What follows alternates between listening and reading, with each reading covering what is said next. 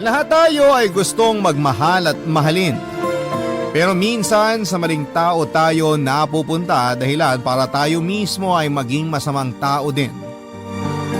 Ikaw kabarangay, paano mo babaguhin ang maling pananaw mo sa pakikipagrelasyon?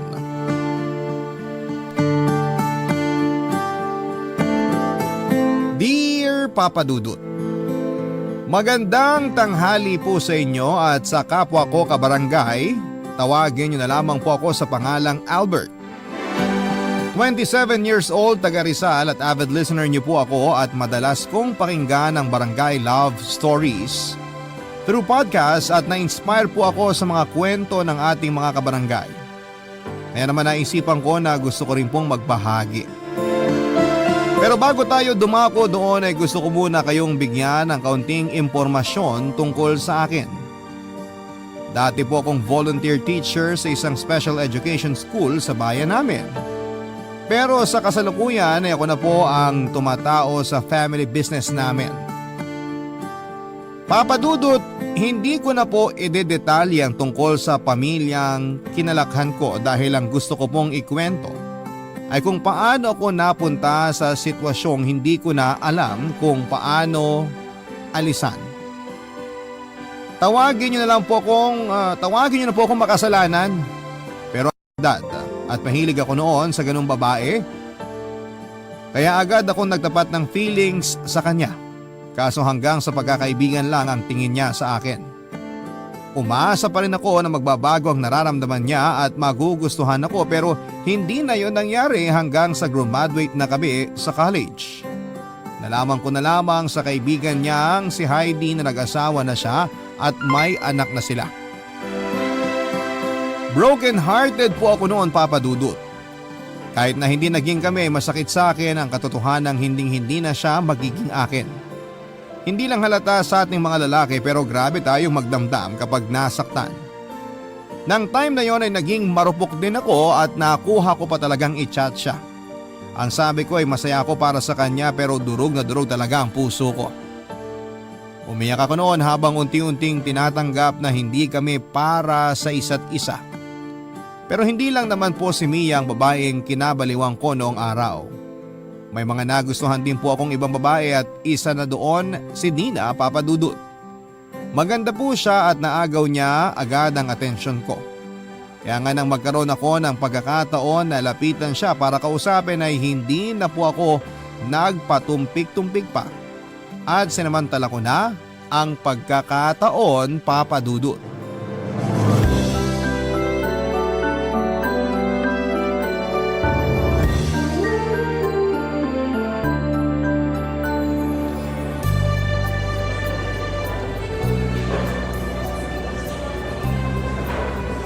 Hi miss, pwede ba kitang tabihan?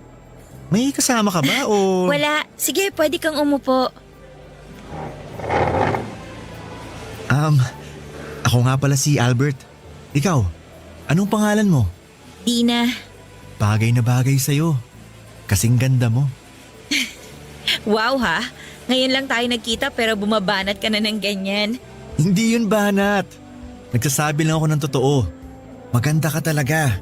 At kahit sinong lalaki sa paligid mo mapapalingon talaga sa'yo. Sandali. May boyfriend ka na ba? Mamaya may lumapit dito tapos suntukin na lang ako bigla ah. Sira. Walang lalapit kasi wala akong boyfriend. Sa ganda mong yan, maniwala ako sa'yo. Kung ayaw mong maniwala, di wag mo. Ikaw ba? Baka may jowa ka na ha? Alam mo, sakto kasi wala akong girlfriend. Seryoso? Wala ka bang nililigawan o kahit crush man lang? Meron akong niligawan pero binasted lang ako eh. Saklap naman. Oo, hindi na yata ako magkaka-girlfriend. Ewan ko ba? Ginawa ko naman lahat. Huwag kang magsalita ng ganyan. Baka hindi lang talaga kayo para sa isa't isa. Alam mo, may nabasa ako. Sabi doon, kapag hindi kayo nagkatuluyan ng taong gusto mo, ibig sabihin may ibang nakalaan para sa'yo. Kaya dapat hindi ka manghinayang. Feeling ko, nakita ko na yung tao na gusto ko. At katabi ko na siya ngayon, Dina. dahan-dahan lang. Bigla-bigla ka kasi nagsasabi ng kung ano-ano dyan eh. Wala akong sinasabing kung ano-ano. Totoo yun. Alam mo, ilang araw na rin akong tsumitsyempo kung paano ka makakausap ng tayong dalawa lang. Swerte ko ngayong araw na solo kita. Hanga rin ako sa'yo kasi ang tapang mo. Yung ibang lalaki dyan, malamang natorpe na. Sila yun. Ibahin mo ako. Kapag may nagugustuhan akong babae, hindi ko na pinatatagal. Sinasabi ko na kaagad. Kung ganon, gusto mo ako. Seryoso ka talaga dyan? Walang halong keme yan, ha? Tung mukhang to, nagbibiro. Pero maniwala ka. Gusto talaga kita. Hindi kita pipiliting magustuhan ako pero sana bigyan mo ako ng chance na makilala natin isa't isa. Sabi mo single ka. Single rin ako. Walang magagalit. Ano kasi Albert, Hindi mo kailangan mag-decide ngayon. Bukas, magkita tayo rito. Tapos sabihin mo sa akin ang sagot mo.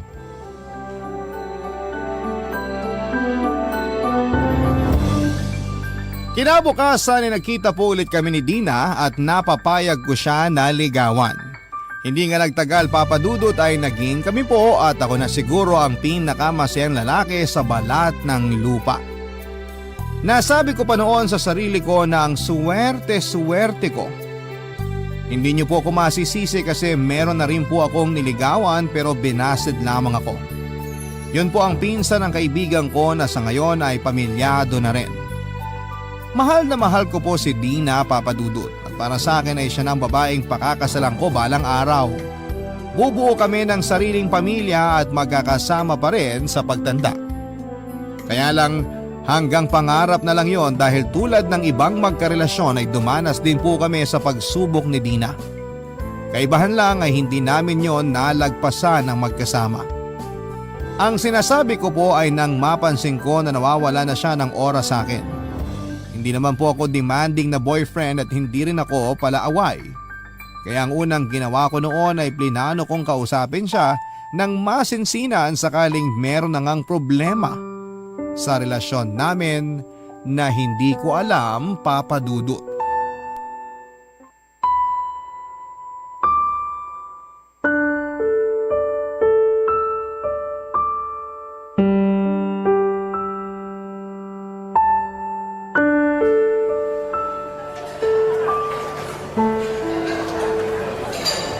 Dina, ba't kanino pa ako hindi kinakausap? Galit ka ba sa akin? anong hindi ako magagalit sa'yo? Ang kulit-kulit mo. Ngayon na nga lang tayo nagkita tapos inaaway mo pa ako. Pwede ba? Huwag ka magpaawa dyan, ha? Hindi bagay sa'yo. Ay, ano ba kasing problema natin? Bakit iritang-irita ka na niyaya kita makipag-date ngayon? Mukhang napilitan ka lang yata na sumama eh. Hindi ba obvious? Sinabi ko naman kasi sa'yo na busy ako. Tsaka may ibang lakad ako, Albert. Pag ikaw may pupuntahan, pinapakailaman ba kita? Ano ba kasi yung lakad na yun? Bakit mas gusto mo pang puntahan yun kesa sa date natin? Ngayon na lang tayo lumabas, Dina. Huwag ka nga OA. Lagi tayo nagkikita sa school. Iba yun. Ang arte-arte naman. Para kang bata kung umasta. Ay, ang gusto ko lang naman magkaroon ng oras tong relasyon natin. Napapansin ko kasi na wala ka ng panahon sa akin eh. Lagi kang busy. Ano ba kasi pinagkakaabalahan mo? School-related matters yon, Albert. Hindi mo ako kailangan tingnan ng ganyan na para bang may kasalanan ako sa'yo. Teka nga sandali. Ako ang dapat nagalit sa atin, di ba? Huwag mo ibalik sa akin ang sisi. Di kita sinisisi, Dina. Feeling ko kasi hindi na ako mahalaga sa'yo. Feeling ko hindi mo na ako mahal kaya... Kulang sa nutrisyon ng utak mo kaya kung ano-ano na ang iniisip mo, Albert. Masisisi mo ba ako? Ganun yung pinaparamdam mo sa akin? Tsaka, sandali nga. Sino ba yung chat sa'yo? Akin na nga yung phone mo. Patingin ako! Ano ba? Huwag kang ang praning. Wala lang to, no? Anong wala? Kung makapag-chat sa'yo sunod-sunod, hindi niya ba alam na kasama mo ako at nagde-date tayo? Kung hindi, ako nang magsasabi sa kanya, akin na yung phone mo! Ewan ko sa'yo, Albert. Kapag hindi ka umayos, iiwanan talaga kita dito. Pinagtitinginan na tayo ng mga tao, oh. Di ka ba nahihiya? Sorry, hindi ko naman sinasadya. Frustrated lang ako, kaya di ako makapag-isip ng tama. Wala ka naman kasing dapat isipin dahil magkasama na tayo. Okay, I'm sorry kung nagalit ako sa'yo. Pero pwede bang kalimutan na lang natin na nangyari? Mag-focus na lang tayo sa date natin ngayon, okay? Sorry din kasi makulit ako, Dina. Ayos na yun. Gets ko naman kung bakit ka nagkakaganyan eh. May mga bagay talaga na hindi natin kontrolado. Tulad nitong pagiging busy natin, kaya hindi na rin tayo nakakalabas masyado. Kaya nga sinasamantala ko ng pagkakataon na pareho tayong available, Dina. Alam ko yun. Thank you sa effort mo sa relasyon natin, ha? Siyempre, mahal kita. At gagawin ko ang lahat para sa'yo, Dina.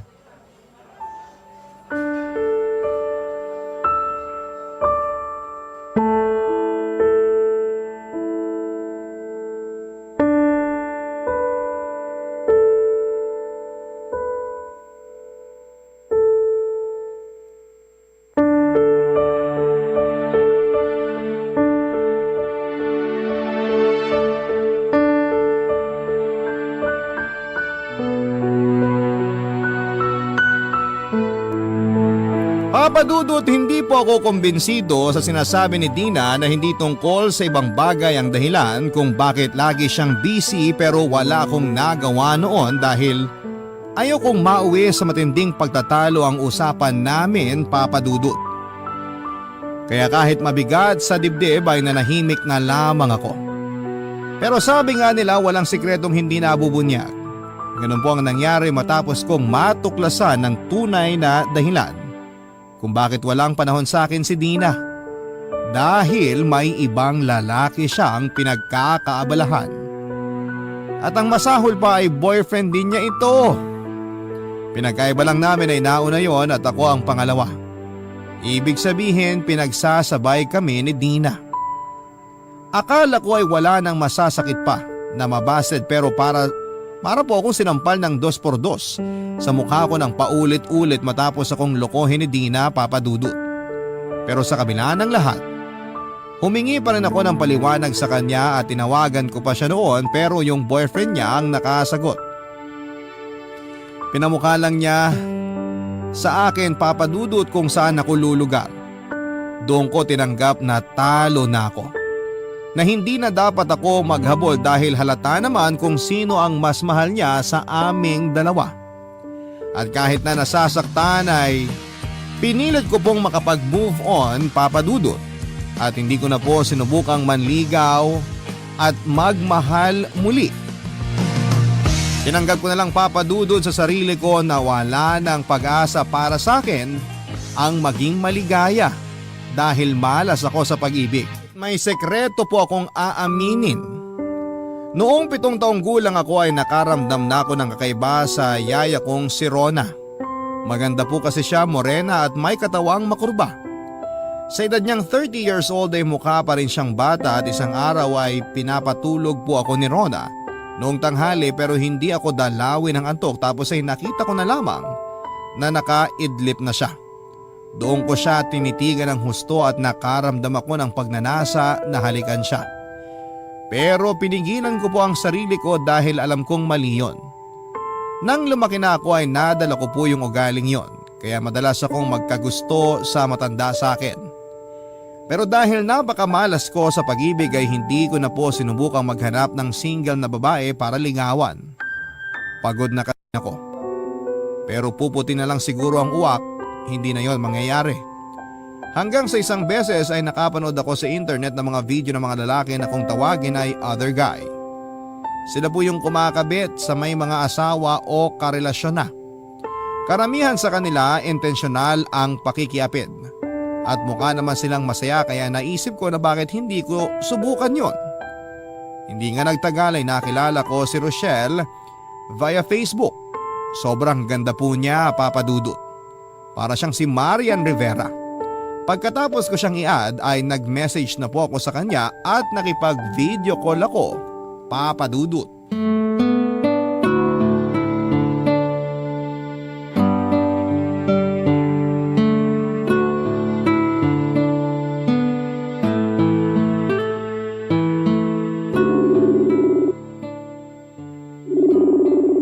Online naman siya pero bakit kaya di niya sinasagot?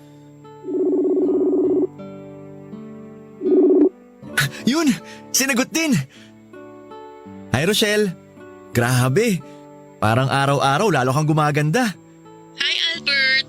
Nakita kong nililike mo yung mga pictures ko at ang dami mo ring chat sa akin.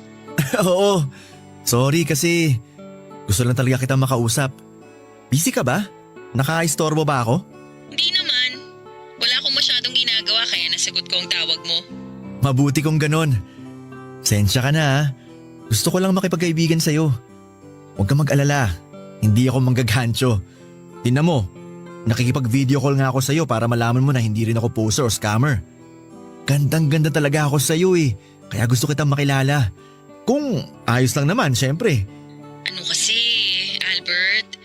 May asawa at anak na ako. Alam ko yun kasi nakikita ko rin ang mga picture nyo. Pero chinat mo pa rin ako at kinukulit? Oo, nabighani mo kasi ako, Rochelle. Sana bigyan mo ako ng chance na makilala ka. Wala namang kaso kahit pamilyado ka na eh. Hindi naman nila malalaman. Kaso Albert… Nararamdaman ko gusto mo rin ako. Kasi kung hindi, sana binilak mo na ako.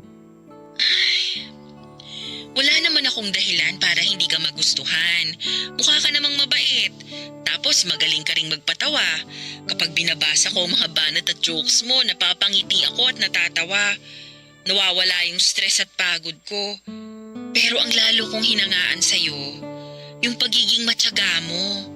Kasi kahit madalas hindi ko agad nasisina mga chat mo at nasasagot ang tawag mo, hindi ka pa rin sumusuko. At kahit alam mong may asawa na ako, gusto mo pa rin ako. Ganito talaga ako kapag prosigidong mapansin ng isang tao. Pero wala ka bang girlfriend dyan para pagkaabalahan mo pa ako? Paano kung sabihin kong wala? Maniniwala ka ba? Talaga lang ah. Baka mamaya meron na tapos gusto mo lang mag-cheat sa kanya. Uy, loyalista ako no? Kung meron man, hindi ko yung gagawin. Kaso wala nga. Okay, sige. Naniniwala na ako. Kaso nag-aalangan pa rin ako sa gusto mong mangyari eh. Kahit na magkalayo tayo, may asawa pa rin ako, Albert. Paano kung mahuli niya tayo? Hindi yun mangyayari dahil mag-iingat tayo, Rochelle. Sige na, pumayag ka nang makipag-LDR sa akin. Hindi naman ako demanding na boyfriend. Maiintindihan ko kung mas marami man ang oras na igugugol mo sa mag-ama mo. Ewan ko. Hindi pa rin ako sigurado. Saka anong assurance ko na mapagkakatiwalaan kita? Sa panahon ngayon, madami ng manluloko at gago. Kaya nga kikilalanin muna natin ang isa't isa. Pangako, magbabago rin ang tingin mo sa akin dahil hindi ako susuko na patunayan sa'yo kung gaano kita kagusto. Siyempre, alam ko po na meron na siyang asawa at mga anak. Kaya nga hindi na ako nagulat matapos niyang ipamukha sa akin na taken and not available na siya. Pero wala po akong pakialam, Papa Dudut. Ang goal ko noon ay makikabit sa may asawa o may karelasyon tulad ng mga napapanood ko. Kaya imbes na ma-discourage ay na-challenge pa ako na magpapansin kay Rochelle. Kaya pagkatapos naming mag-video call ay inisto ko muli ang mga pictures niya at lalo ko lang siyang pinagpantasyahan, Papa Dudut. Sa sobrang ganda niya at sexy ay mapagkakamala na wala pa siyang anak. Hindi nga nagtagal ay lagi na kaming nagkaka-chat. Doon ko na sinamantalang pagkakataon na dumamoves sa kanya at sinabi ko rin na gabi-gabi ko siyang iniisip. Mabuti na lang at hindi siya natakot sa akin at in-entertain pa rin niya ako dahil mas malambing pa ako kesa sa asawa niya. Lalo ko lang din siyang kinulit na makipag-LDR sa akin, Papa Dudut. Nung una ay hesitant pa talaga siya pero inassure ko na dahil malayo naman kami sa isa't isa, taga Mindanao kasi siya ay walang magiging komplikasyon ng relasyon namin. Hindi nga nagtagal ay naging kami rin ni Rochelle, Papa Dudut. At sa bawat araw na lumilipas, lalo lang po akong naging masaya sa relasyon namin kahit na magkalayo kami. Pero may pagkakataon na minsan ay nagiinit po ang katawang ko, Papa Dudut. Yun po yung unang beses na niyaya ko si Rochelle na gawin yung bagay na eksklusibo lamang para sa mga mag-asawa.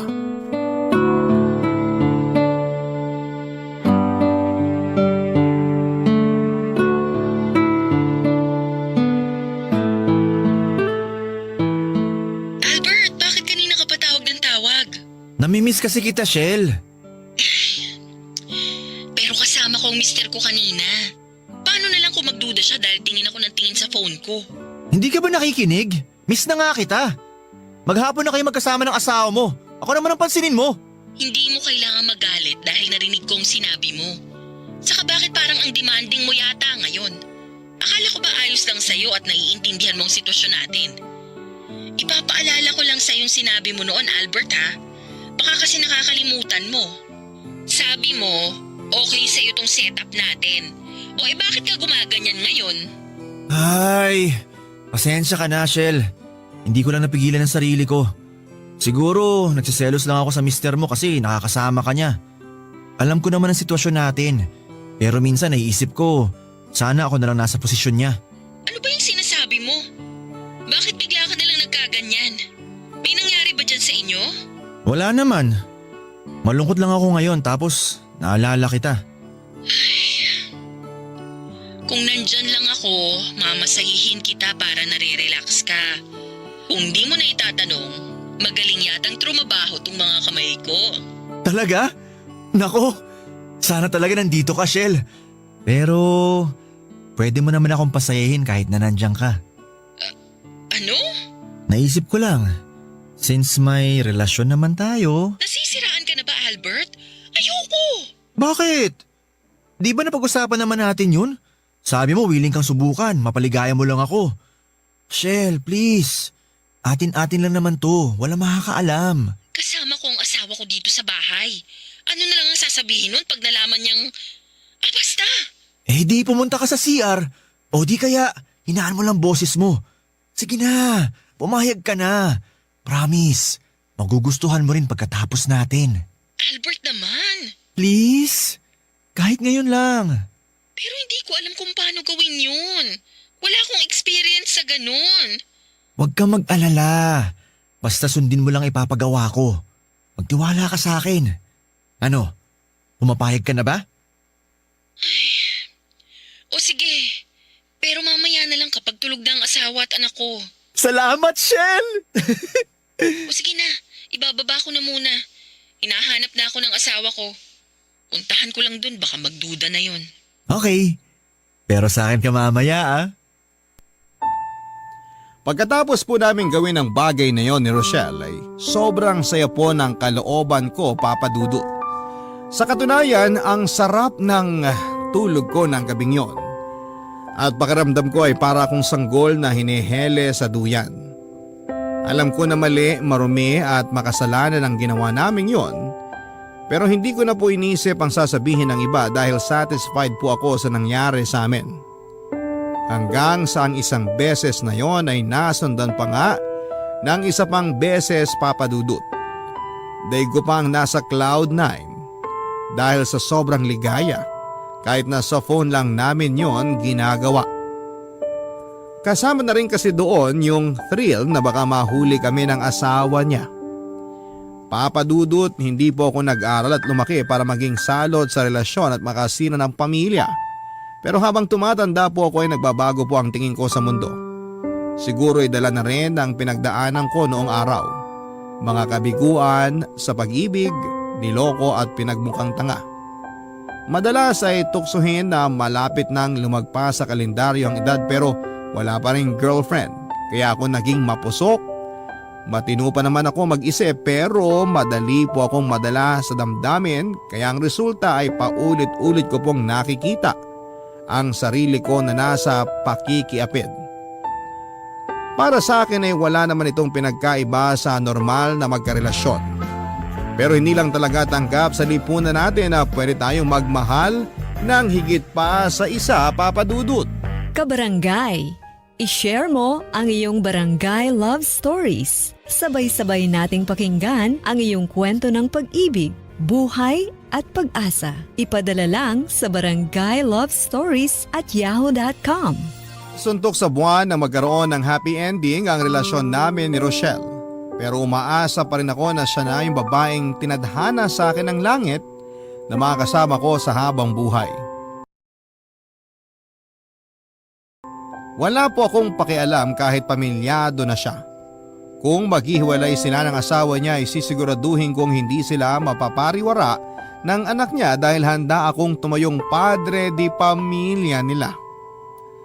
Nakakatawa man pakinggan at marami sa ating mga kabarangay ang magsasabi na nahihibang na ba ako, pero wala po akong kakayahang pigilan ang damdamin ko dahil nagmahal lang naman po ako, Papa Dudut. Nagpatuloy ang relasyon namin ni Rochelle pero hindi nagtagal ay nangyari ang kinakatakutan ko. Napansin ko na lamang po kasi na may kakaiba sa pakikitungo niya sa akin.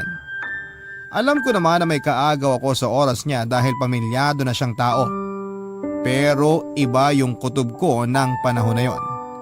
Nawawala na po ng oras sa akin si Rochelle at hindi na kami regular na nagkaka-chat o nagvi-video call. Miss na miss ko na siya at bago pa ako masiraan ng ulo, sa kakaisip kung ano ang mali sa amin ay nakipag-video call po ako sa kanya at nag-usap kami. Doon ko po nalaman ang saloobin ni Rochelle tungkol sa relasyon namin, Papa Dudut. Dahilan para masaktan po ako ng sobra-sobra.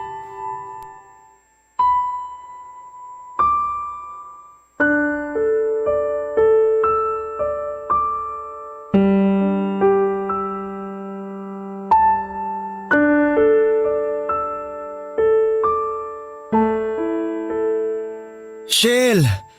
Bakit ilang araw mo nang hindi sinasagot ang call ko? Sinisin mo lang din ang mga chat ko. Albert, magkasama kami ng asawa ko. Naliligo lang siya ngayon. Wala akong pakialam. Lagi na lang kayong magkasama. Paano naman ako, Rochelle? Teka, bakit bihis na bihis ka yata? Saan ang punta mo? Aalis kami ng asawa at anak ko. Kakain kami sa labas. Magse-celebrate dahil anniversary din namin. Please lang, Albert, huwag kang manggulo. At ako ba talaga ang panggulo sa pamilya mo? Wow! Shell, baka nakakalimutan mo. May responsibilidad ka sa akin dahil boyfriend mo ako. Ano bang sinasabi mo? Baka ikaw ang nakakalimot sa ating dalawa kung ano lang at hanggang saan lang ang meron tayo. Saka huwag kang umasta na parang pagmamayari mo ko, Albert. Simulat sa pool, alam mo dapat na hindi tayo magiging seryoso dahil may pamilya na ako. Konting panahon lang naman ang hiling ko sa'yo. Konting atensyon. Mahirap bang ibigay yun? Hindi ko naman nakakalimutan kung saan ang lugar ko sa buhay mo, Shell. Pero sana isipin mo rin na mararamdaman ko. Ewan ko sa'yo, Albert. Kalalaki mong tao pero ang drama-drama mo. Naaalibadbaran ako. Saka huwag kang magpaawa dyan na akala mo aping-api ka. Hindi mo kasi naiintindihan ang pinanggagalingan ko kaya mo nasasabi yan. Sawang-sawa na akong intindihin ka kasi masahol ka pa sa 5 years old. Hindi ka naman bata. Nasa tamang edad ka na. Hindi ka ba napapagod sa setup nating to, Albert? Kasi kung ako ang tatanungin mo, pagod na ako. Anong sinasabi mo? Ayoko na. Tigilan na natin to, please lang. Ang laki-laki na ng kasalanan ko sa mag-ama ko simula nang pumayag akong maging tayo. Natukso ko, oo. Pero gusto ko ng magbagong buhay. Gusto ko ng itamang pagkakamali ko, Albert. Nakikipaghiwalay ka sa akin, ganun ba? Oo. Huwag mo na akong kukontakin dahil ayokong malaman ng asawa ko na may iba akong kinakausap na lalaki. Ayokong maghinala siya at ayokong masira ang pamilya namin. Hindi naman sila naghihinala kaya bakit kailangan mong tapusin ang meron tayo? Mahal kita, Rochelle! I'm sorry pero buo na ang desisyon ko. Kung mahal mo talaga ako, igagalang mo ang gusto kong mangyari.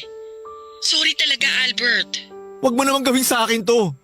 Nagmamakaawa ako. Magtitiis ako. Hindi na ako magagalit kapag hindi mo ako kagad kinakausap. Huwag mo na ako iwanan. Parang awa mo na. Sorry talaga pero tapusin na natin ang lahat. Sige na, kailangan ko na mag-ayos ng sarili dahil baka maghinala pa ang asawa ko. Bye!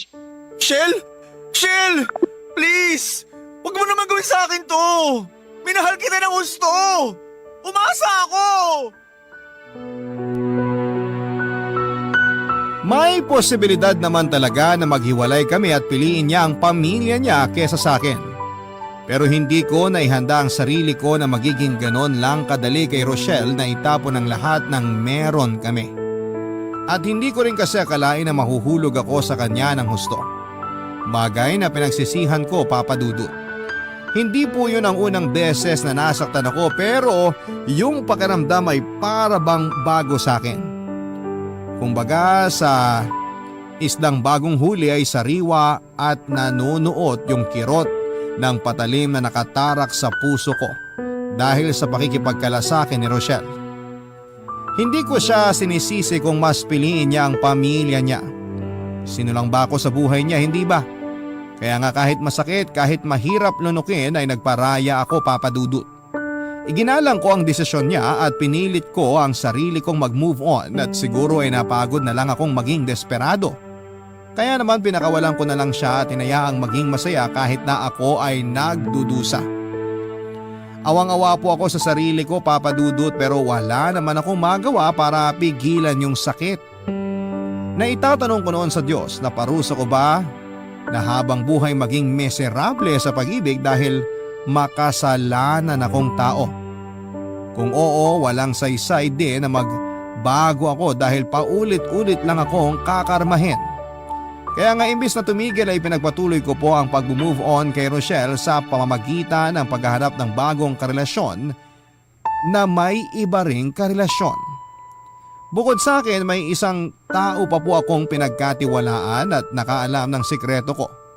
Yon ay si Josie na kaibigan ko, Papa Dudut.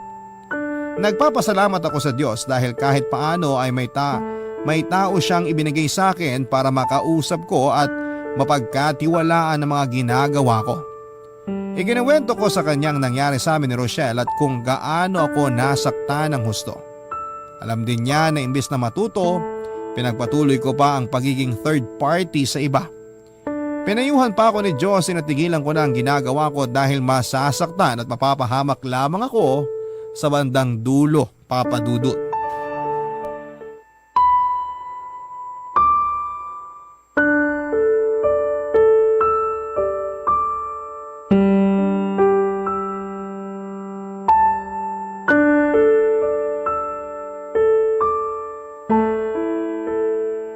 Alam mo na pwede ka na namang masaktan ng husto sa dulo pero ginagawa mo pa rin. Ewan ko ba naman sa'yo, Albert? Kailan ka ba matututo? Hindi ko alam kung kailan, Josie. O kung matututo pa ba ako tulad ng sinasabi mo. Kung malalaman lang ng ibang tao tong pinaggagawa mo, sigurado madidisappoint sila sa'yo. Aware ka na masama makipagrelasyon sa taken na pero ginagawa mo pa rin. Hindi ka ba nakukonsensya dahil nakakasira ka ng pagsasama? Bakit ako makukonsensya? Yung mga babaeng pumapayag na makipagrelasyon sa akin. Bakit? Sila ba na konsensya habang iniiputin nila mga boyfriend nila? Hindi ganun ang punto ko. Oo, nakakainis yun at unfair sa mga karelasyon nila na tapat at mahal na mahal sila. Pero hindi lang sila ang may kasalanan. Kasama ka rin. Naikukwento mo sa akin kung paano mo sila i-pursue. Kaya napapapayag mo silang makipagrelasyon sa'yo. Sa'yo palang may mali na talaga kasi ba't kailangan mong gawin yun? Hindi ka ba pwedeng humanap ng single o walang sabi tapos yun ang ligawan mo? Ginawa ko na yun dati pero nasaktan lang ako. At sa pagiging third party mo, hindi ka ba nasasaktan? Sa nangyari pa lang sa inyo ni Rochelle, mukhang mas malala pa yung pagiging broken-hearted mo kaysa nung niloko ka at naghiwalay kayo ni Dina. Kailan ka ba matututo? Niloko ka o manloko ka, pareho ka pa rin masasaktan sa dulo. Ay, anong gusto mong gawin ko? Sige nga. Kahit pala saan ako lumugar, wala rin. Masasaktan din ako, Josie. Pakiramdam ko tuloy para akong patapong basura. O kaya parang bola na pinagpapasapasahan. Gusto ko lang naman magmahal at mahalin. Lahat tayo gustong maranasan na umibig at ibigin. At hindi natin kontrolado kung anong klaseng tao ang darating sa buhay natin. Kung mabuti ba siya o masama. Pero kahit nagaano pa kapangit ang maging karanasan natin sa pag-ibig, wag natin tong i-apply sa sarili natin. Kung niloko ka, wag ka maging instrumento para makapanloko. Kung ginamit ka, wag mong ibalik sa ibang masamang bagay na naranasan mo. Albert, kaibigan kita. At bilang kaibigan mo, gusto kong mapabuti ka. Alam ko hindi habang buhay nasa ganitong setup ka. Napangangatawanan mo na talaga ang pagiging third party hanggang pagtanda mo. Nalulungkot ako dahil ayaw kitang mapahamak. Gusto ko maging masaya ka. Please, magbago ka na. Pagkatapos naming mag-usap ni Josie ay napag-isipan ko ng gusto ang mga sinabi niya. Na kailangan ko na talagang magbagong buhay dahil yun lang ang paraan para mapabuti ako. Aminado ako na nahihiya ako sa sarili ko dahil sa pinaggagawa ko. Pero paano nga ba tumigil sa gawain na kinasanayan ko na. Na kahit panandalian ay napapasaya ako ng pagnanasa kong ito. Kung pwede lang sanang isang araw ay gumising ako na nakapagbagong buhay na ako, mas magiging madali sa akin ang lahat. Pero dahil walang ganon sa tunay na buhay, imbis na sundin ang sinabi ni Josie na magbago na ako ay ipinagpatuloy ko pa rin ng pakikiapid ko, Papa Dudut. Sa kasalukuyan ay nasa third party setup pa rin po ako, Papa Dudut. Sinusubukan ko na wag masyadong ma-fall para hindi ako masaktan ng husto. Alam ko na kabaliwan dahil walang assurance na hindi ako mapapahamak, pero ewan ko ba. Wala na po yata akong pag-asa para kumawala pa sa sitwasyong ito. O kung meron man ay malaking palaisipan sa akin kung papaano. Siguro ay pride na rin na may kasamang pagpapanggap dahil kahit alam ko na mali ay pinipilit ko pa rin na gawing tama. Sana po ay mapayuhan po ninyo ako sa aking pinagdaraanan para magbago ang pananaw ko sa pakikipagrelasyon. Maraming salamat po, Papa Dudut, sakaling mapili po ninyong itampok ang kwento ko sa Barangay Love Stories. Palagi po kayong sinusuportahan namin dahil magaganda at nakapagbibigay ng aral sa buhay ang inyong programa. Ang inyo pong kapuso at kabarangay forever, Albert. Barangay Love Stories.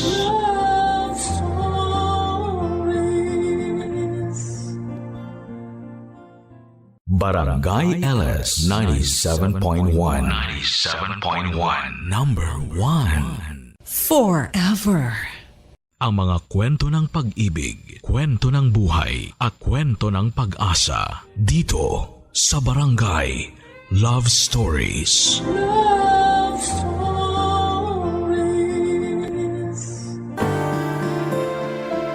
Ang pagmamahal ay hindi palaging may kapalit.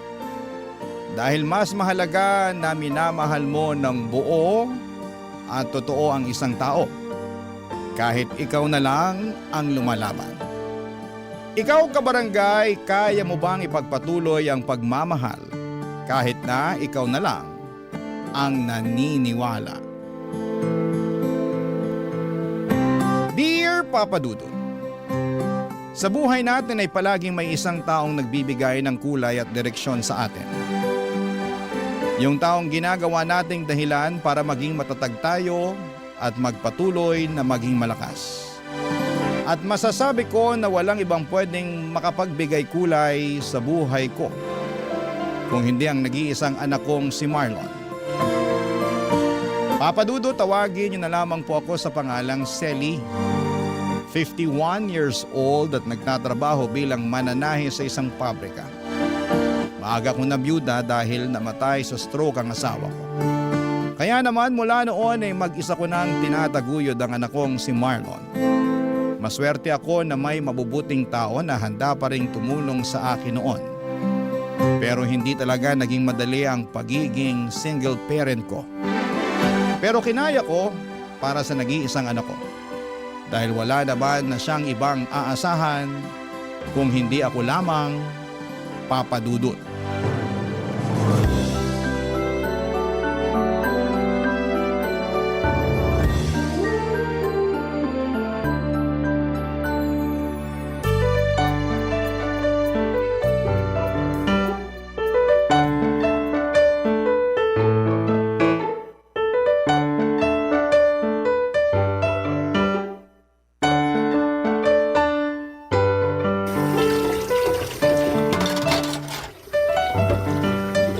Ma, tulungan ko na po kayo sa pagliligpit nyo dyan sa lababo. Ay, kaya ko na to, Marlon. Asikasuhin mo na lang yung mga natirang bisita mo sa sala. Nakaalis na rin po sila, tsaka nakapaglinis na rin po ako ng mga kalat doon kanina.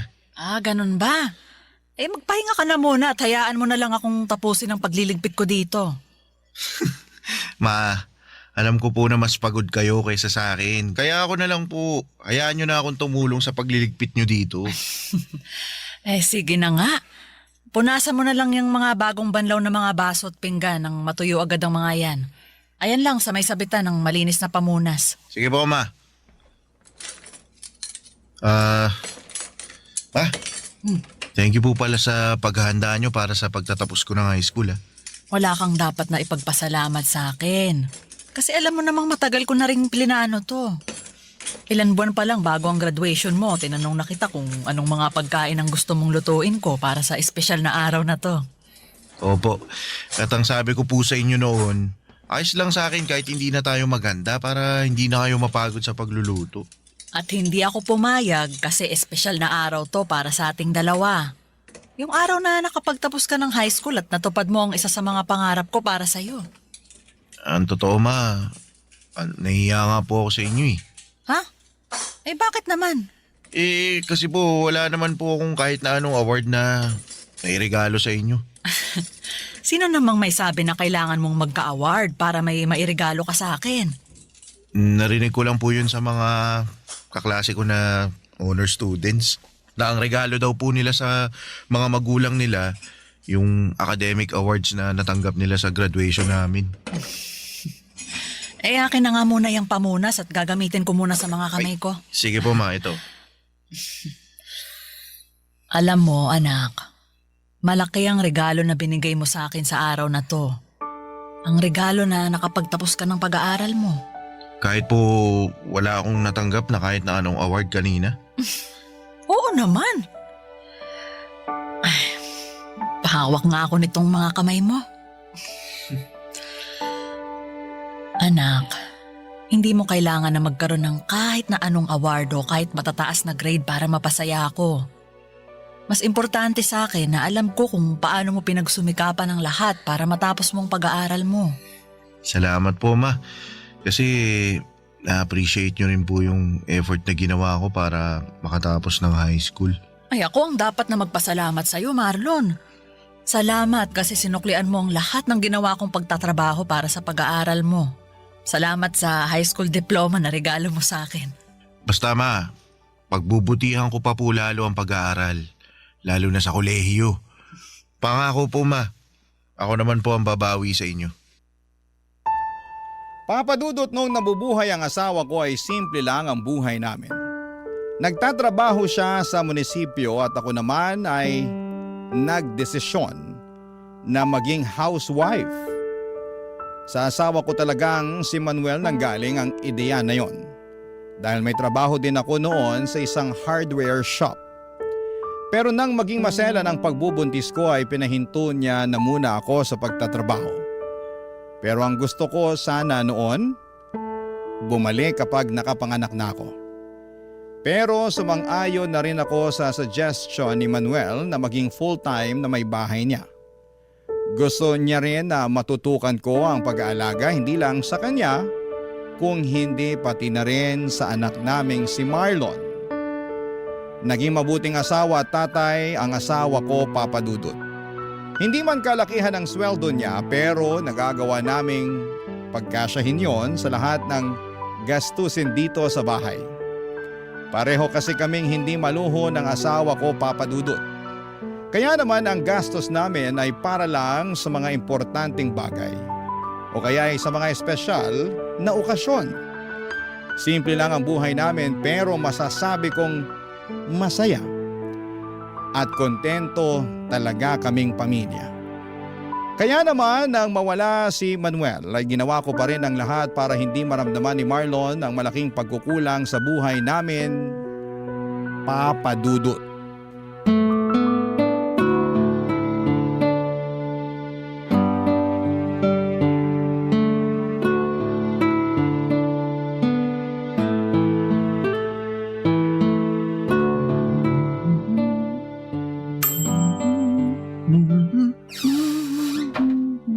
Oh, Marlon, ang aga mo naman yatang nakauwi ngayon. Opo ma, hindi po kasi pumasok yung professor sa last subject kaya yun, canceled yung klase namin. Sakto ang uwi mo.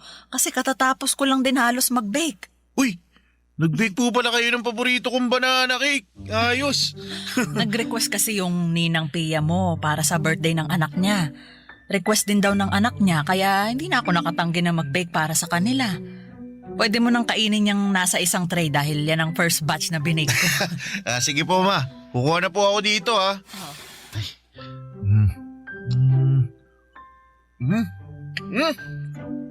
Grabe naman po mo, napakasarap talaga nitong banana cake na gawa nyo, ayos. Anak, para namang ngayon mo lang natikman ang banana cake na binibake ko. Iba po kasi yung pagkakabake nyo ngayon, sobrang sarap. Ma, hingi pa ako ha.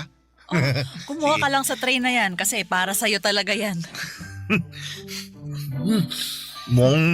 Mauubos ko po yung buong tray na to, ma. Kahit ubusin mo pa yan, meron pang extra na tray ng banana cake para sa'yo. Buti na lang at napaaga yung uwi ko ngayon. Masusulit ko yung napakasarap na binake nyo, ma. Alam mo, kanina ko pa napapansin ha, parang napakasaya mo ngayon ha. May gusto ka bang ikwento sa akin, Marlon? Halata po ba, ma? Hindi lang halata. Kung hindi halatang halata talaga. Ano bang nangyari at ganyan kakasaya? Wala naman po kakaibang nangyari kanina sa university. Pero may gusto po pala akong itanong sa inyo. Ano yon, Marlon? Paano po kayo niligawan ni Papa noon?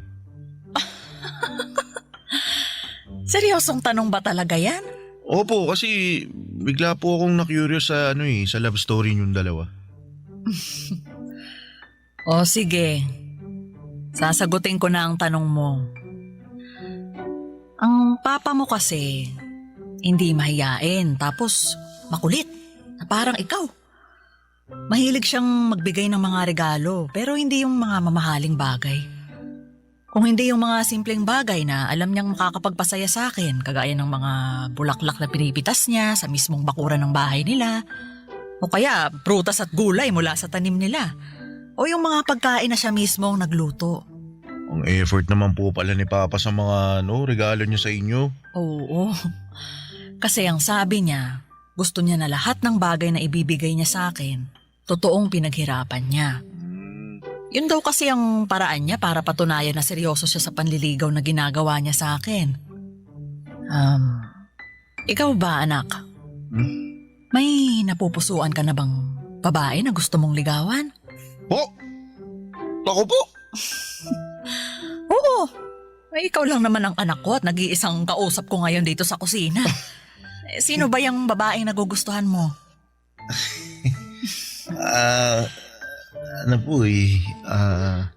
Kaklase mo ba yan? Hindi po, pero estudyante rin po siya sa university na malapit sa amin.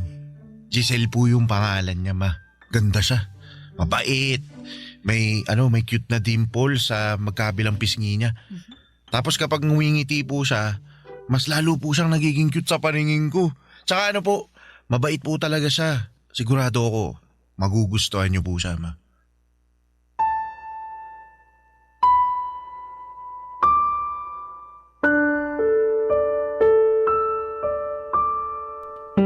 Papadudot masasabi kong maswerte ako sa anak kong si Marlon. Malaking tulong yon para kahit papaano ay gumaan ang responsibilidad na dinadala ko noon. Kasi masipag siyang mag-aral at matyaga sa mga bagay na ginagawa niya. Wala man siyang academic awards na naiuuwi sa bahay o naipapakita sa akin. Sapat na yung alam kong hindi niya pinapabayaan ang pag-aaral niya. Yun naman ang importante para sa akin. Yung nagiging responsable siya sa ginagawa niya. Bukod sa pag-aaral ay mahilig din siyang mag-basketball. Yun na halos ang pinakalibangan niya noon.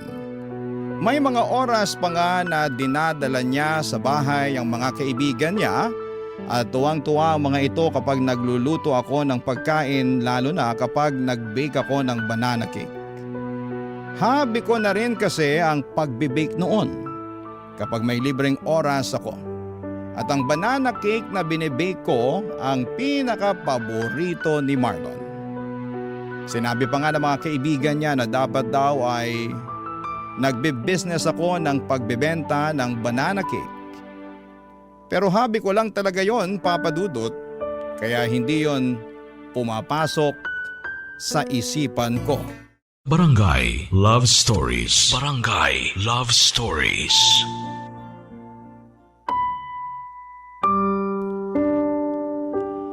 Papadudot, hindi madalas magkwento si Marlon ng tungkol sa mga babaeng nagugustuhan niya. Naririnig ko lang sa mga kwentuhan nila minsan na may mga kaibigan niya na nag-uusap kapag nakatambay sila sa bahay. Ang pag-aasaran nila ay tungkol dito. Kaya na magkwento na sa akin si Marlon ay natuwa talaga ako. Kasi yun ang unang beses na ginawa niya yon. Nararamdaman ko kaagad na medyo malalim ang pagkagusto niya kay Giselle. Kasi iba ang mga ngiti sa labi niya habang nagkukwento tungkol dito. Papadudot, madalas din na hawak niya ang cellphone niya kapag nasa loob siya ng bahay. Nakangiti habang nakaharap dito. Sa 10 oras naman ng gabi ay naririnig ko rin ang boses niya na mahinang nagsasalita at tumatawa. Sigurado akong si Giselle rin ang kausap niya noon. Wala naman akong ibang nakikitang problema at masaya pa nga ako kasi nakikita kong inspirado ang anak ko. Alam ko rin na hindi niya naman pinapabayaan ang pag-aaral niya. Malaki kasi talaga ang tiwala ko sa kanya noon, Papadudot.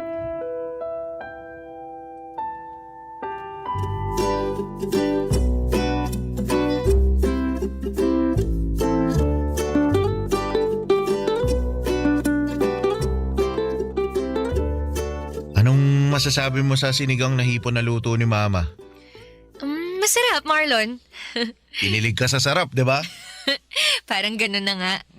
Sabi ko naman sa'yo masarap magluto yung mama ko. Mamaya matitikman mo yung napakasarap na banana cake na palagi niyang binibig. Nirequest ko talaga yun para sa'yo. Naku, kapag natikman mo yun, makakalimutan mo talaga yung pangalan mo. Totoo ba yan, ha? Marlon, Oh. baka naman masyado nang mag-expect si Giselle na masarap ang binibake ko na banana cake, ha? Bakit? Masarap naman po talaga, Ma. Ang dami na nga pong gustong umorder at maging reseller ng binibake nyo Kayo na lang po talaga yung tumatanggi sa kanila. Alam mo naman na hobby ko lang ang pagbibake na ginagawa ko, Marlon. Pareho po kayo ng mommy ko, tita. Mahilig din po siyang mag-bake. Talaga? Ano yung madalas na binibake ng mami mo? Chocolate brownies and muffins po, tita. Pero hobby lang din po niya ang mag-bake kasi ayaw niya rin po na gawing business yun eh. Alam mo, sa totoo lang kasi, magastos din gawing business ang pagbibake. Malaki-laking puhunan ang kailangan namin kung gusto talaga naming simulan yun. Marami ring oras ang makakain sa bawat araw namin. Nabanggit din po yan ni mommy, tita. Pareho naman daw silang may maayos na trabaho ni daddy kaya hindi niya pinupush na gawing business. Tsaka ayaw niya rin daw po na bawasan pa ang budget na para sa bahay o sa pag-aaral ko.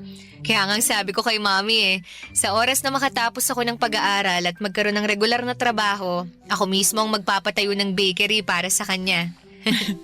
Nakakatuwa ka naman, Giselle. Bakit yun naman po nasabihan, tita? Kasi bumubuo ka na kaagad ng mga pangarap para sa magulang mo. Sa panahon kasi ngayon hindi lahat ng kabataan ganyan mag-isip. Pero ayos lang naman sa akin kasi alam ko na iba na talaga ang kinasanayan ng mga tao ngayon. Magkakaiba nga po ang paniniwala ng mga tao pagdating sa bagay na yan. Basta para sa akin po, obligasyon pa rin naming mga anak na suklian lahat ng naging sakripisyo ng mga magulang namin. Sana dumami pa ang mga anak na kagaya mo. Kasi hindi lahat ng magulang nagkaroon ng oras na makapag-ipon para sa sarili nila. Yung iba, binuhos ang oras at buhay nila sa mga anak nila. Pero para sa akin naman, hindi ko naman inoobliga si Marlon na tulungan ako sa oras na makatapos na siya ng pag-aaral niya. Pero sinabi ko rin naman po sa inyo na gusto ko rin makabawi sa inyo, Ma. Nakwento rin po ni Marlon sa akin yung mga pangarap niya para sa inyo, tita. Talaga? Ano naman ang nakwento ng anak ko sa'yo na tungkol doon?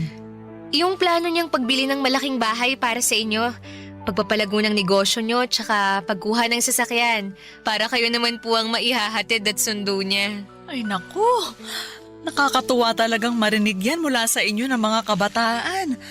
Siguro, para sa akin lang ayoko naman na itali ng mga anak ang buhay nila sa pagtulong sa mga magulang na kagaya ko. Kayo ang responsibilidad namin hanggang sa tumanda na kayo at magkaroon ng sariling mga buhay.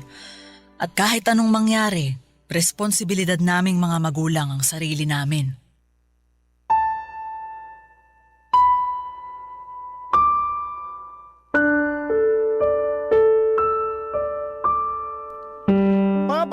masasabi kong magandang dalaga si Giselle lalo na sa personal.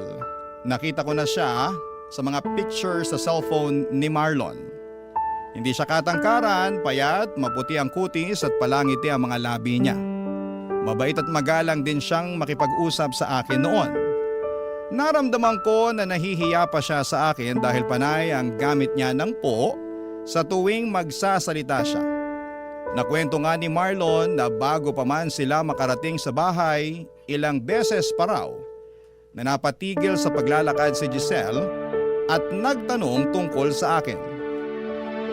Ang sabi niya sobrang kinakabahan daw talaga ito na makilala ako. Halata talaga yon sa boses niya noong magkausap kami.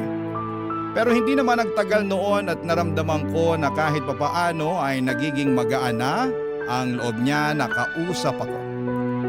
Sa unang beses na nakilala ko ng personal si Giselle bilang nililigawan ng anak ko ay nagustuhan ko na kaagad siya para kay Marlon.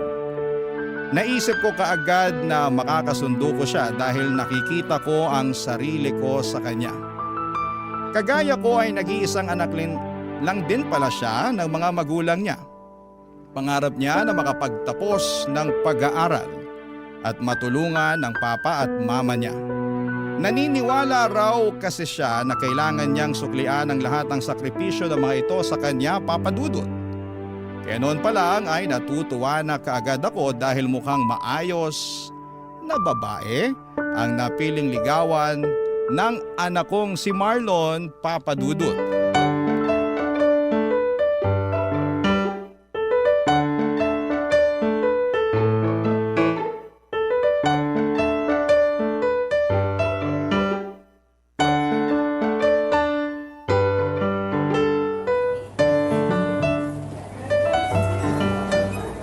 Hoy, Selly!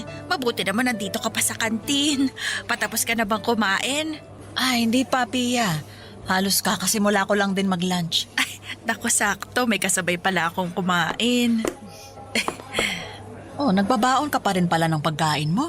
Oo, mas tipid eh. Ayan din ang nasa isip ko, kaya palagi rin akong may baon para sa lunch break natin. Ay, maiba ako, no? Kumusta na nga pala yung inaanak ko? Ayun, sa awa ng Diyos, lumalaking mabuti at magalang na anak. Ay, hindi ka ba niya binibigyan ng sakit sa ulo? Naku, hindi. Kagaya ng sabi ko, mabait talaga si Marlon. Masipag mag-aral, saka may nililigawan na ngayon. Ay, talaga? Ay, mabuti ayos lang sa'yo na nanliligaw na yung anak mo. Oo naman. Wala naman akong nakikita na masama sa ginagawa niya, Pia.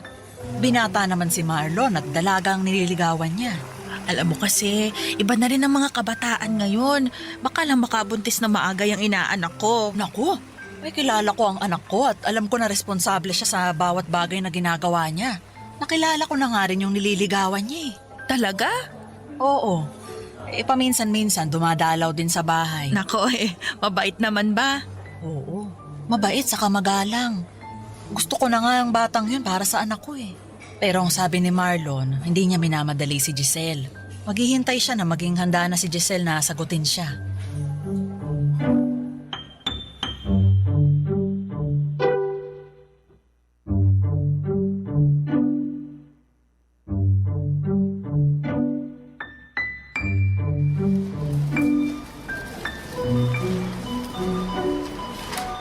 Wala na ba tayong nakalimutan na isama dito sa grocery cart natin, Marlon? Mukhang wala na pong kulang, ma. Nandito na po lahat ng nasa listahan na pinakita nyo kanina. Mabuti naman. Pumwesto na tayo dun sa may pinakamaikling pila na cashier para makapagbayad na tayo. Sige, ma. Tara po.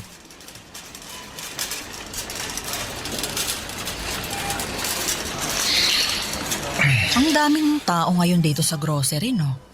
Oo nga po, may. Mabuti na lang sinamahan mo ko at nagawa kong tapusin agad ang pag-grocery ko. Hindi rin naman po ako busy ngayon. Wala ba kayong lakad ni Giselle? Wala po, ma.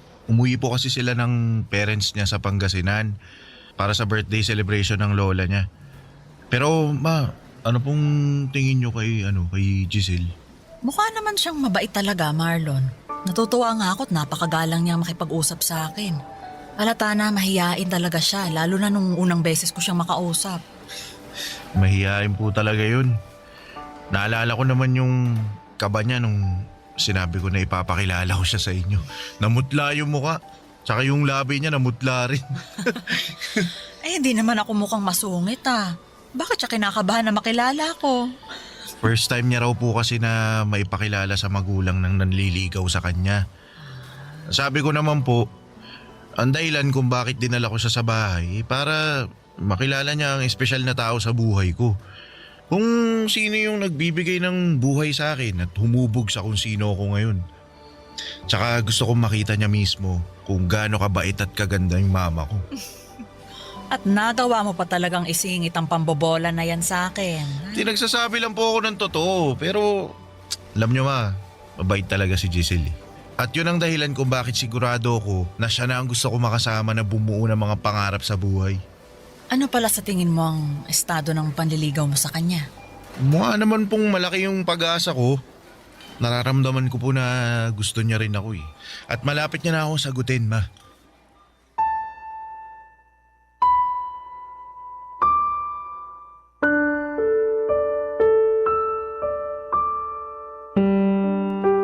Papa Dudut, kagaya ng sinabi ko kanina, yun ang unang pagkakataon na may naikwento sa akin si Marlon na tungkol sa babaeng nagugustuhan niya. Natuwa ako dahil mas nagiging open na siya sa akin tungkol sa personal na buhay niya. Kahit malapit kami or malapit kami sa isa't isa ay hindi naman kasi namin na pag-uusapan ang tungkol sa bagay na yon. Naisip ko pa nga na kung nabubuhay ang asawa kong si Manuel ay baka mas makapagkwento pa sa kanya si Marlon. Pero nang magsimula na nga siyang magkwento sa akin ay iba ang saya na nararamdaman ko. Para bang mas naging close pa kami, lalo na nang magkwento pa siya ng ibang mga bagay tungkol kay Giselle. Ang saya lang makinig sa mga kwento niya at makita siyang inspirado dahil po sa isang tao. Halos hindi nawawala ang ngiti sa mga labi niya, lalo na kapag hawak niya ang cellphone niya, lalo na kapag kausap niya doon si Giselle. Papa Dudut. Barangay Love Stories. Barangay Love Stories. Papa Dudut, masasabi ko na nagmana si Marlon sa asawa kong si Manuel pagdating sa kung papaano sila magmahal ng isang babae. Kagaya ni Manuel ay nakita ko noon na palaging gusto ni Marlon na kausap si Giselle, mapatext o tawag man. Ganon din kasi si Manuel sa akin noon, Papa Dudut, dahil hindi pa uso ang cellphone noong panahon namin. Madalas akong tinatawagan ni Manuel sa telepono ng bahay namin at madalas din siyang dumadalaw noon sa bahay namin, lalo na noong nililigawan niya pa lamang ako. Kaya naman ayos lang sa akin sa tuwing magpapaalam si Marlon na aalis ng bahay o malilate ng uwi dahil pupuntahan niya si Giselle sa bahay nila. At sa tuwing magkukwento si Marlon ang tungkol sa panliligaw na ginagawa niya kay Giselle, nakikita ko ang kakaibang kislap at saya sa mga mata niya. Bagay na nagbibigay din ng saya sa akin kasi ramdam ko noon kung gaano niya kamahal si Giselle, Papa Dudut.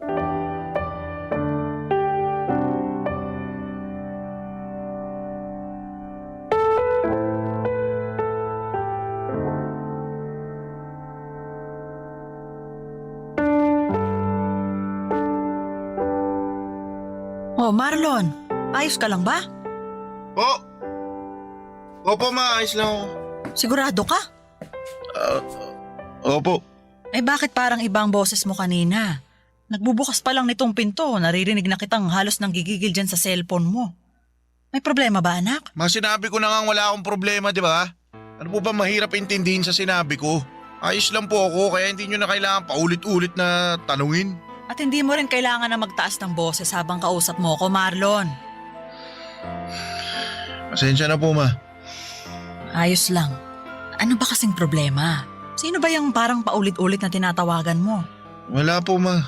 Yung kaklase ko lang po yung tinatawagan ko kasi may kailangan ako itanong tungkol sa research paper namin eh. Sige po, papasok na muna ako sa kwarto kasi may gagawin pa ako eh.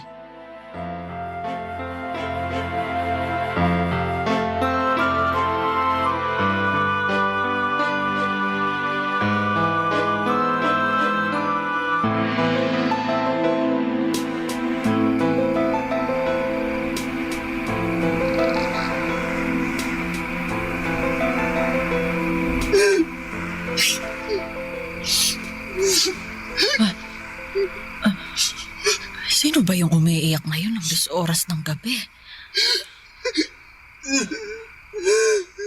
Teka, parang boses ni Marlon yun ah. Ay, makabangon na nga muna nang mapuntahan ko siya.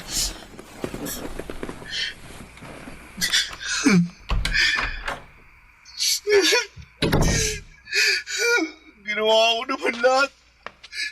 Saan ba ako nagkulang? Ba't hindi ako yung pinili mo? Marlon, anak! Ma, sorry po kung nagising kayo. Kailan ka pa natutong uminom ng alak? Pasensya na po. Kailangan ko lang po ng pampatulog. Anak, ano ba talagang problema? Wala po, ma. Ayos lang po ako. Huwag niyo po ako lalahanin. Hindi ka maayos.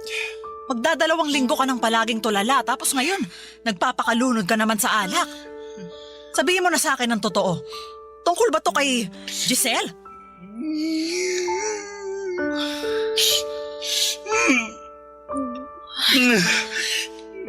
Nag-away ba kayo ni Giselle? May hindi ba kayo naging pagkakaunawaan? Ano ba talagang nangyari, Marlon? Kinausap ko po kasi si Giselle. Sabi niya, humito na raw po ako sa ginagawa kong panliligaw sa kanya. Baka naman kasi gusto lang niya na mas makapag-focus muna sa pag-aaral niya. Kaya niya sinabi yun. Ma, hindi po kasi yun yung dahilan kung bakit niya ako pinahinto sa panliligaw ko sa kanya. Ano bang naging dahilan niya? Sabi niya po kasi, sabi niya may boyfriend na raw po siya. May mahal na siyang iba kaya wag ko na raw sayangin yung oras ko sa kanya. Ma, ba't naman ganun? Ginawa ko naman lahat eh. Ginawa ko lahat para patunayan yung pagmamahal ko sa kanya pero bakit hindi po ako pinili niya? Bakit ako po yung naiwan? Anak, si Giselle lang ang makakasagot sa mga tanong mo, ha? Alam kong mahirap pero sa ngayon, kailangan mong magpakatatag. Hindi lang naman si Giselle ang babaeng pwede mong mahalin. Bata ka pa, Marlon. Marami pang pwedeng mangyari sa buhay mo. Pero si Giselle po kasi yung gusto ko eh. Siya po yung mahal ko. Wala po ibang pwedeng mahalin kundi siya lang. Ma, siya lang po. Mahal ko si Giselle eh.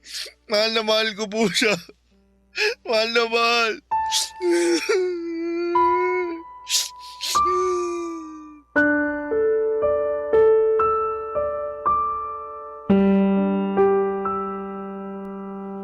Papadudot, alam kong napakabata pa ni Marlon para maramdaman ang totoong pagmamahal para sa isang babae. Marami pa siyang iba na pwedeng makilala at mahalin. Pero sa totoo lang, umasa na rin ako noon na sanay si Giselle na rin ang makatuluyan niya sa hinaharap. Dahil sa ilang beses na dumalaw ito sa bahay, nakita ko kung gaano siya kabait at kagalang. Kaya pati ako ay nalungkot nang malaman ko na hindi niya kayang suklian ang pagmamahal ng anak ko. Na may iba na siyang minamahal kaya pinatigil na niya si Marlon sa panliligaw sa kanya. Nang mga sumunod pang araw noon ay nakita ko ang tila pagbagsak ng mundo ni Marlon.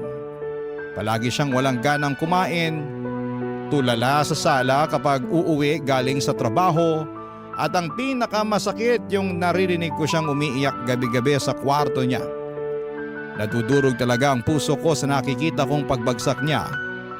At ginawa ko po ang lahat para maiparamdam sa kanya na lilipas din ang lahat ng sakit na nararamdaman niya. Na hindi lang kay Giselle titigil ang mundo niya, na magagawa niyang makausad kahit paunti-unti. Kaya lang ay bago pa man niya magawa yun ay tila sumuko na mismo ang katawan niya. Dahil isang umaga ay hindi na lamang siya nagising. Papadudot.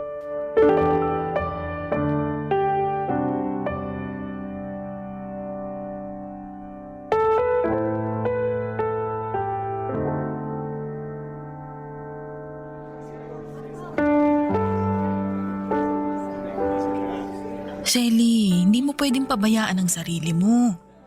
Wala na rin namang dahilan para alagaan ko pang sarili ko, Bea. Huwag mo namang sabihin yan. Wala na si Marlon eh. Wala na yung nag-iisang tao na nagbibigay ng dahilan para mabuhay pa ako sa mundong to. Selly, dapat ako na lang yung namatay eh. Dapat ako na lang yung hindi nagising. Dapat ako na lang ang nandyan sa kabaong na yan. Tama na yan. Huwag ka magsalita ng ganyan. Alam mo, Pia, akala ko talaga okay na si Marlon. Na kahit paano, nakakausad na siya.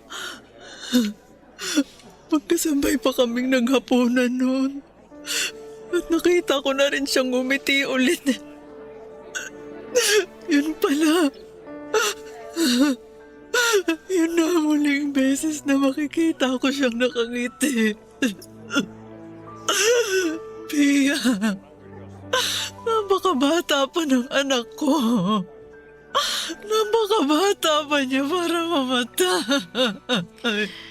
May dahilan kung bakit maaga siyang kinuha ng Diyos.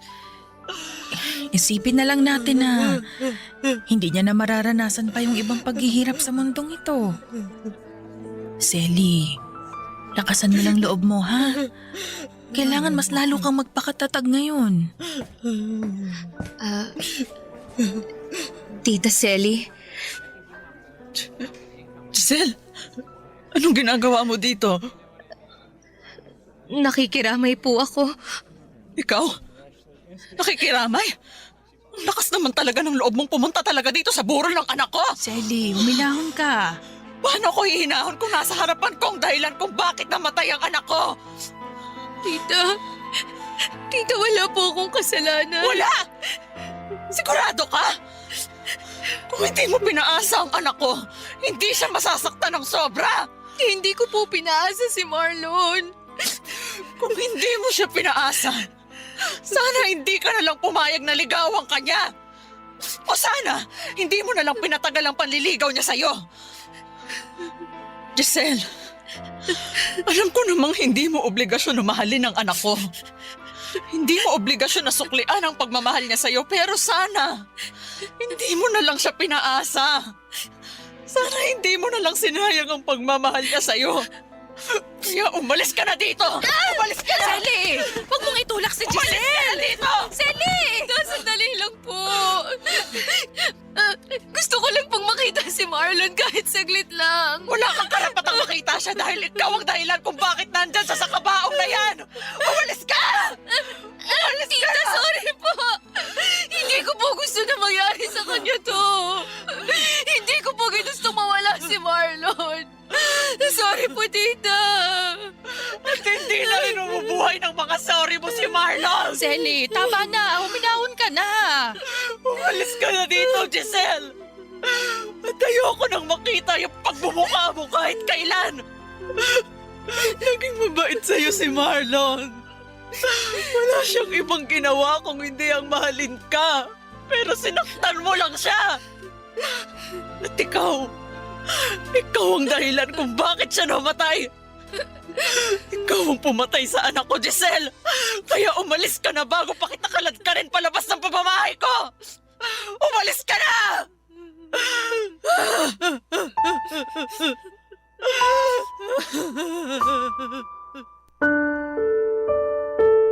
Bangungot ang kinamatay ng anak kong si Marlon Papadudot. Pero pakiramdam ko ako ang habang buhay na nabubuhay noon sa isang bangungot. At kung pwede lang ay magising na ako sa bangungot na yon. Kung pwede lang na sana ay hindi na lamang totoong wala na ang nag-iisang anak ko. Hindi totoong iniwanan niya na ako. Kaya lang kahit na anong kurot o sampal pa ang gawin ko sa sarili ko, kahit na anong kirot pa ang maramdaman ko, ay hindi na mababago pa ang katotohanang wala na si Marlon. Naalala ko pa ang huling gabi na nakausap ko siya. Nagawa niya akong sabayang kumain ng hapunan Pero halos 3 subo lang ng ulam at kanin ang nagawa niya noon. Nagawa rin ngumiti ng mga labi niya kahit namumugto ang mga mata niya. Nagpasalamat din siya kasi palagi ko siyang kino-comfort. Hinahawakan niya ang kamay ko at muling ngumiti sa akin. Akala ko Papa Dudut ay okay na siya noon. Ang buong akala ko ay magiging maayos na siya. Umasa ako na kahit papaano ay babalik na siya sa dating sigla kahit paunti-unti. Na matututunan na niyang makausad kahit mabagal. Pero hindi pala. Hindi man siya ang sumuko, ang katawan niya naman ang nagdesisyon na hindi na lumaban pa. Papa Dudut, hindi niyo naman siguro ako masisisi kung nagalit ako kay Giselle, lalo na noong dumalaw siya sa burol ng anak ko. Nakita ko kung gaano siya minahal ni Marlon. Walang ibang ginawa noon ang anak ko kung hindi ang ipakita at iparamdam na seryoso ito sa panliligaw kay Giselle. Pero hindi yun nagawang suklian ni Giselle. Ang nasa isip ko sana noong una pa lamang ay hindi na pinatagal ni Giselle ang panliligaw sa kanya ni Marlon. Sana'y hindi niya pinaasa ang anak ko. Sana'y hindi niya pinalalim ang pagmamahal na nararamdaman noon Wala na rin ng namang anak ko, dahilan Papa para Dudut, sa kanya. Hindi man siya pumatay sa anak ko, para sa akin ay siya ang naging dahilan ng pagkamatay ni Marlon. 2 taon na ang nakakalipas mula nang mawala si Marlon, pero parang kahapon lang nangyari ang lahat. Parang kahapon lang niya ako iniwanan. At umaasa ako na sa paghilom ng sugat ng puso ko, Papa Dudut, dahil sa pagkawala niya, ay maghilom din ang galit na nararamdaman ko para kay Giselle. Dahil alam ko na hindi rin gugustuhin ng anak ko na patagalin ang nararamdaman kong galit para sa babaeng sobra niyang minahal. Salamat po sa pagbasa ng aking liham at sa mga kagaya ko na nawala ng minamahal sa buhay. Naway makausad tayo at matutong magpatawad sa mga nakapanakit sa atin. Ang inyong kapuso at kabarangay forever, Selly. Anong say mo sa Barangay Love Stories na ito? Pagkwentuhan natin sa comment section yan.